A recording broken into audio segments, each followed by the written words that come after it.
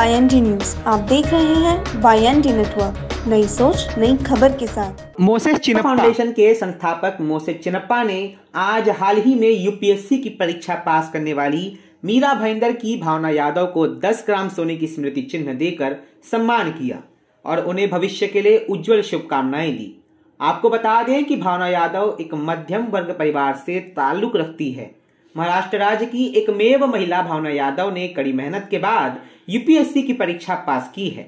हमसे बात करते हुए मोसेस चिन्नप्पा ने कहा कि भावना यादव ने आज अपने मां बाप के साथ साथ पूरे मीरा भाईंदर शहर और महाराष्ट्र राज्य का नाम ऊंचा किया है। हमें गर्व है कि भावना यादव मीरा भाईंदर की रहवासी है। शहर के समाज सेवकों, उद्योगपतियों और राजनेताओं को इनकी मदद करने के लिए सामने आना चाहिए। इस तरह की प्रतिभामुखी को आगे आने के लिए हम हर संभव मदद करेंगे। भावना यादव ने हमसे बात करते हुए अपने जीवन के कुछ पल साझा किए। आइए देखते हैं क्या कहा भावना यादव ने। सबसे पहले तो मैं 73rd रिपब्लिक डे के आप सभी को शुभकामनाएं देना चाहती हूँ और मोसेस भैया ने मुझे यहाँ पे फ्लैग होइस्टिंग का मौका दिया है। I am very thankful to their. Thank you sir. Thank you sir. देखिए, मैं सभी को यही मैसेज दूंगी कि आप बहुत अच्छे से पढ़ाई करें। जो आपके पेरेंट्स आपके लिए जो इतना सब कुछ सैक्रिफाइस वगैरह करते हैं, उसका आप थोड़ा सा चीज़ कीजिए और पढ़ाई बहुत अच्छे से कीजिए। और ये फील्ड में आने के लिए मैं स्पेशली गर्ल्स को मोटिवेट कर रही हूँ। मेरी प्रेरणा मेरे पिताजी है, वो खुद पुलिस में ASI है, तो मुझे उन्हीं से यूनिफॉर्म सर्विस की मतलब जो पैशन मोटिवेशन है यूनिफॉर्म सर्विस के लिए, वो उन्हीं से मुझे मिला है।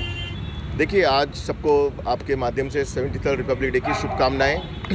और ये जो कॉन्स्टिट्यूशन है, काफ़ी लोगों को 15 अगस्त और 26 जनवरी में कन्फ्यूजन होता है। 15 अगस्त को देश आज़ाद हुआ था, लेकिन वाकई में 26 जनवरी को देश का कॉन्स्टिट्यूशन रचा गया था। बाबा साहेब अम्बेडकर जी जो भारत रत्न हैं, उन्होंने 2 साल 10 दिन लगे इस कॉन्स्टिट्यूशन को बनाने के लिए। ऐतिहासिक दिन था कि जहाँ पर पार्लियामेंट में डिबेट हुआ था। जो हम पार्लियामेंट कहते हैं, पार्लियामेंट 26 जनवरी रिपब्लिक डे के दिन बना था। ये पूरा जो गता है, जैसे बाइबल होती है, कुरान होती है, गीता होती है, उसमें हर एक धर्म में कैसे चला जाता है, शादी कैसे होते हैं, परिवार कैसे होता है, उस पर सब धर्मगुरु लोग रूल्स लिखते हैं। उसी तरह हमारे कॉन्स्टिट्यूशन में हर एक मानव को जो भारत में रहते हैं, उसका जो जनसित अधिकार है, जो मीडिया को अधिकार है, हम किस तरह जिए, हमारे मूल राइट्स क्या है, हमारे शेड्यूल ट्राइब्स है, OBC से, काफ़ी कुछ चीज़ें, लंबा भाषण आज दूंगा नहीं, लेकिन उसको गठन करने के लिए 2 साल 10 दिन लगे। 2 साल 10 दिन के बाद पार्लियामेंट में डिबेट हुआ। हर एक आर्टिकल पे डिबेट हुआ था कि ये आर्टिकल जाना चाहिए नहीं जानी चाहिए। उसके हिसाब से देश चलता है। हर 5 साल में सरकारें बदलती है, वही सरकार कभी कभी एक्सटेंड होती है। आप लोग देखते रहिए कि पहले दिन से CM अपना ड्यूटी कैसे करता है, वो कॉन्स्टिट्यूशन फॉलो करते हैं। इसीलिए मैं सब लोग को ये रिक्वेस्ट करूंगा कि आप लोग कॉन्स्टिट्यूशन पढ़िए, आप लोग को अपना मूल अधिकार देखिए, आप लोग को गर्व महसूस होगा। और उसी तरह हर एक मानव को जीने का, रहने का हक दिया गया है। कॉन्स्टिट्यूशन में मेल और फीमेल को एक रखा गया है, जातिवादी उसमें है ही नहीं। आजकल जो राजनीति हो रही है, जो जातिवाद पे हो रहा है, एक पर्टिकुलर धर्म को दबाया जाता है, कभी कोई दूसरे धर्म को दबाया जाता है। जो स्टेट पे जो धर्म ज़्यादा है उसी को प्रोत्साहित करते हैं। मैं उस पर डिबेट नहीं करूँगा, लेकिन वो गलत है। आप अगर कॉन्स्टिट्यूशन देखें तो ह्यूमन लाइफ को इंपॉर्टेंस दिए गई है, ना कि कोई हिंदू, मुस्लिम, सिख, ईसाई को दी गई। तो हम लोग को उसका मान रखना चाहिए। ब्रिटिशर्स जाने के बाद ये जो कॉन्स्टिट्यूशन बढ़ा है, it is a very important day. इसीलिए जब 15 अगस्त को झंडा लहराया जाता है, हम लोग झंडे को, आप लोग व्हाट्सएप में पढ़ रहे हैं, नीचे से ऊपर जाता है, क्योंकि हमारा देश आज़ाद हुआ था। लेकिन जब रिपब्लिक डे होता है, झंडा ऊपर ही फॉल किया जाता है, उसको डायरेक्ट खींचा जाता है। मीन्स हम लोग ऑलरेडी आज़ादी है, लेकिन हमें कॉन्स्टिट्यूशन दिया गया है। उसी तरह जिस तरह मेल और फीमेल को एक रखा जाता है, आज भावना जी मेरी बहन जैसी सामने खड़ी है, वो गोल्ड कॉइन वो सब इम्पोर्टेंस नहीं है। इम्पोर्टेंट ये है कि आज समाज में उनको अप्रिशिएट किया जा रहा है। क्योंकि मैं कल एक मूवी देख रहा था, KGF, काफ़ी बार देख चुका हूँ, आप लोग ने भी देखे होंगे। तो उसमें कुछ 100 साल पुरानी स्टोरी है, जहाँ पर कोई हीरो जाता है, बचाता है, तो वहाँ पर एक माँ बोलती है कि मुझे बेटा होगा कि बेटी होगा। तो लोग बोलते हैं अगर तुझे बेटी होगी तो बेटी को तुझे तुरंत मार देना पड़ेगा, क्योंकि इस गांव में वही रूल है। ये पहले से चलते आ रहा है। तो लेकिन जब आप भावना जी को देखते हो तो एक समाज के लिए एक मैसेज जाता है कि लड़का हो या लड़की हो। आई एम श्योर भावना जी के साथ काफ़ी लड़के लोग ने भी तैयारी की रहेगी। वो एग्जाम से लड़की लोग, देखो मुझे नहीं लगता भावना जी को गोल्ड कॉइन या सिल्वर कॉइन चाहिए। उनके पिताजी ने जिन्होंने उनको इस मुकाम पे लाया है, ऐसे गोल्ड कॉइन, डायमंड कॉइन वो 10 ला सकते हैं करके। तो मैं उस विषय पे ज़्यादा नहीं बोलूँगा।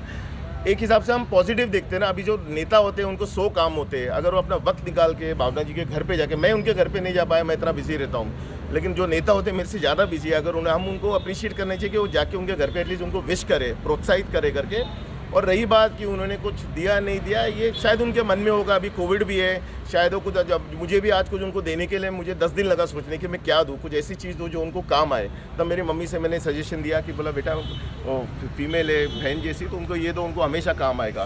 तो आई थिंक जो राजनेता है उन्होंने आके विश किया, हम उनका अप्रिशिएट करना चाहिए। अब रही बात तो पर्सनल चॉइस है, उनको क्या मदद करते क्या नहीं, मैं तो ये कहूँगा कि सरकार की तरफ से जो योजना है एटलीस्ट वो तो दीदी को दो। जो पर्सनल है वो अपना पर्सनल व्यक्तित्व बरतता है, मैंने पर्सनल दिया है, लेकिन जो सरकार की तरफ से स्कॉलरशिप्स होता है, ऐसा कुछ होता है, वो इनको देनी चाहिए। मान लीजिए अभी जैसे हमारे किरण बेदी जी थी, उन्होंने अब्रॉड में किया, जो फर्स्ट वुमेन ऑफिसर थी जिन्होंने चंडीगढ़, पौंडीचेरी, दिल्ली में अपना डंका बजाया, वो एक प्राइड है। वो तिहाड़ जेल में उन्होंने एक इतिहास रचा करके, मुझे प्रॉपर डिटेल याद नहीं है, पर मुझे इतना पता है कि सरकार ने उनको स्पॉन्सर किया था, उन्होंने अपनी पढ़ाई अब्रॉड में भी जाके किया था। तो वैसे कुछ अगर सरकार इनको करे गवर्नमेंट की तरफ से, हम वही मैं कह रहा हूँ, आप कॉन्स्टिट्यूशन पढ़िए, ये सब चीज़ कॉन्स्टिट्यूशन लिखा पड़ा है। अभी कल मैंने एक होम लोन के लिए अप्लाई किया, मैंने 50 जगह साइन कर लिया विदाउट रीडिंग कि टर्म्स क्या है, कंडीशंस क्या है। तो आई थिंक भावना जी जैसे उभर रहे, नरेंद्र मोदी जी है, हमारे चीफ मिनिस्टर उद्धव साहब है, प्रधानमंत्री जी है, प्रेसिडेंट है, इन्होंने काफ़ी कुछ योजनाएं की रहेगी, उनके बारे में हमको ज्ञान नहीं है। तो अगर वो योजनाएं अवेलेबल है तो मेरी यही विनती है हमारे जो आमदार हैं उनके, कि उनको सुविधा मुहैया कराए। तो मैं ऑलरेडी काम कर रहा हूँ, मैं मेरे मोहल्ले, वार्ड में, एरिया में काफ़ी अच्छा काम मेरी टीम कर रही है। मेरी टीम काफ़ी उत्साहित है। महाराष्ट्र पुलिस बॉयज़ एसोसिएशन एक नॉन पॉलिटिकल एसोसिएशन है, सो उससे आने वाले समय में आप देखोगे मेरी एक बड़ी टीम होगी, क्योंकि जब आप एक पर्टिकुलर पक्ष के साथ होते हैं तो कुछ लोग आपके साथ जुड़ते हैं, कुछ मानसिकता वाले जुड़ते हैं, लेकिन जब आप महाराष्ट्र पुलिस बॉयज़ इंडिपेंडेंट जो एसोसिएशन होते हैं आप जुड़ते हैं, तो महाराष्ट्र लेवल पर आप काम कर सकते हैं। तो मीरा भाईंदर में पिछले 10 साल से मैं काम कर रहा हूँ। मेरा अगला पड़ाव मीरा भाईंदर के बाहर जाके लोगों तक पहुँचना है। तो महाराष्ट्र पुलिस बॉयज़ के जो अध्यक्ष है रवि वेदे जी, उन्होंने मुझे पद दिया है, मैं उनका आभार मानता हूँ। और आने वाले 2-3 साल में आप देखोगे कि मोसेस चिन्नाबा फाउंडेशन और महाराष्ट्र पुलिस बॉयज़ एसोसिएशन और अच्छा काम करेगी।